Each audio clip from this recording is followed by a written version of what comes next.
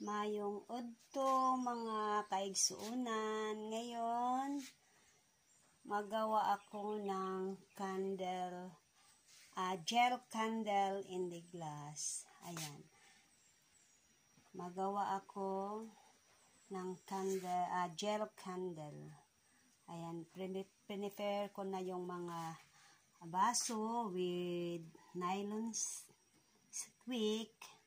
Ayan, may improvise akong pang yung popsicle stick. Ginawa akong pang holder ng nylon wick para medyo may straight naman yung nylon wick. May malaki, may parang medium at may small. Tatlong sizes ang gagawin ko ngayon na gel candle. Ayan, nagpatunaw na ako ng gel wax. Ayan. Malapit na na melt. Pero yung apoy niya is medyo pinaka low lang. Ayan, low lang ang ginawa ko. Gagawa ako kasi may mga order ako sa aming mga chapel at ito magawa ako ngayon. Ayan mga igsoon, natapos na. Nilagyan ko na ng gel.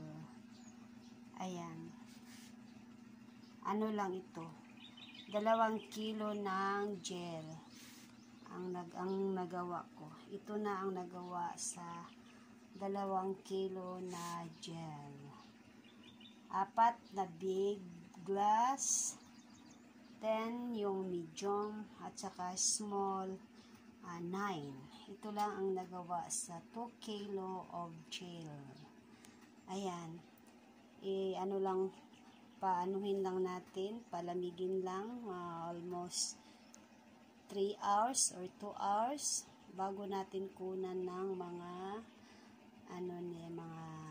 ito para i-keep na natin ready for sale.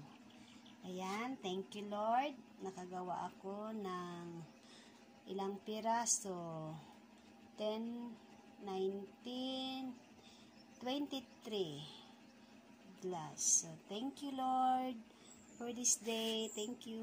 God bless everyone. Bye bye.